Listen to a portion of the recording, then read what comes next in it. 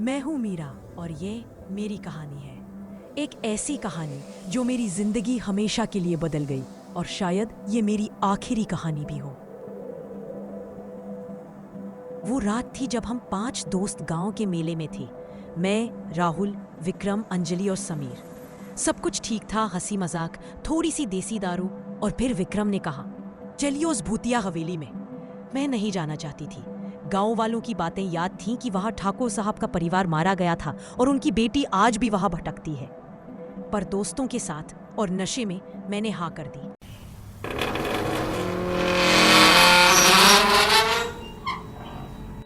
हमने हवेली का पुराना दरवाजा खोला। अंदर घुप अंधेरा था। जमीन पर घास, दीवारों पर मोटी धूल और हवा में एक अजीब सी ठंडक।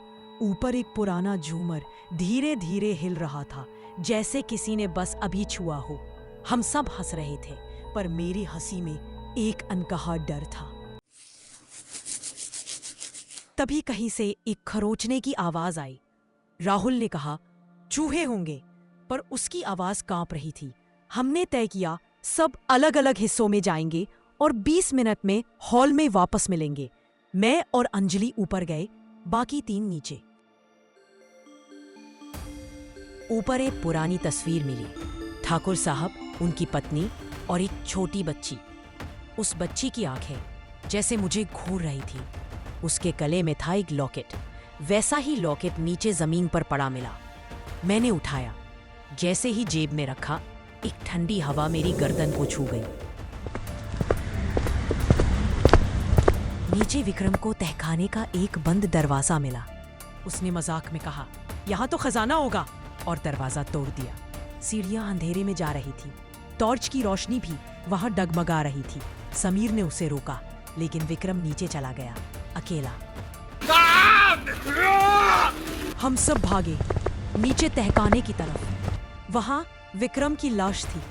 उसका गला कटा हुआ, टॉर्च टूट चुकी थी और चारों तरफ घना अंधेरा। अब हम भागना चाहते थे, लेकिन दरवाजा बंद था। समीर ने जमीन पर कुछ देखा, छोटे छोटे नंगे पांवों के निशान। ये किसके हैं? मैंने धीरे से जेब में लॉकेट को छुआ। शायद ठाकुर की बेटी के। राहुल चिल्लाया, बकवास बंद करो, लेकिन उसकी कांपती सांसें उसका डर छिपा नहीं सकी। हॉल में राहुल को एक डायरी मिली, ठाकुर साहब की। उसमें लिखा था, मेरी बेटी प्रिया की हत्या एक नौकर ने की थी जो उसका लॉकेट चुराना चाहता था। वो आत्मा अब हवेली में कैद है। हम प्रिया के कमरे में गए। वहां सब कुछ वैसा ही था जैसे कोई बच्चा अभी अभी खेल कर गया हो। तभी एक म्यूजिक बॉक्स अपने आप बज उठा, टिंग टिंग टिंग। मीरा, हम अकेले नहीं हैं। अंजलि ने मेरा हाथ थामा और तभी एक छोटी सी परछाई हमारे सामने से गुजरी। समीर अब नहीं था। हमने उसे रसोई में देखा। उसकी छाती में चाकू धंसा था और उसकी आंखों में एक खौफनाक सन्नाटा। मैं फूट फूट कर रोने लगी। वो प्रिया है, उसे लगता है हम भी चोर हैं। राहुल चीखा, लॉकेट वापस रखो। मैंने लॉकेट वापस रख दिया और धीरे से कहा, हमें माफ कर दो। तभी एक बच्ची की हंसी गूंजी। अब बस हम 3 बचे थे। तस्वीर के पीछे एक गुप्त कमरा मिला। वहां एक मंदिर था, हड्डियां, मोमबत्तियां और लॉकेट की हल्की सी चमक। राहुल की नजरें लालच से भर गईं। ये लाखों का होगा। मैंने रोका, राहुल मत छूना, लेकिन उसने लॉकेट उठा लिया और फिर पूरा कमरा हिलने लगा। एक भयानक आवाज आई, चोर, और प्रिया प्रकट हुई, खून से सनी आंखें, गाली साया। राहुल की गर्दन चटक गई। मैं और अंजलि भागे। हवेली का हर गलियारा बदल रहा था। आखिर हम आंगन में पहुंचे, पर दरवाजा फिर बंद। तभी अंजलि बोली, मैं पहले भी यहाँ आई थी। मेरे चाचा खजाने के पीछे थे और वो कभी वापस नहीं लौटे। मैंने पूछा, तो तुम जानती थी? पर तभी तुमने उन्हें यहाँ लाया।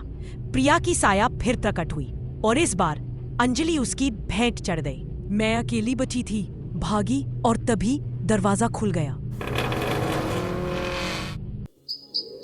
सुबह मैं गांव में थी, टूटी बिखरी, चुप।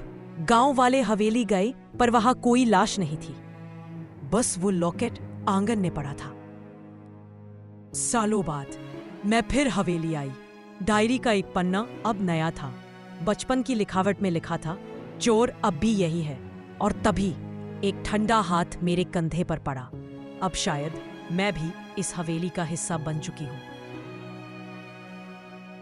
सब्सक्राइब करें ऐसी और भी डरावनी कहानियों के लिए।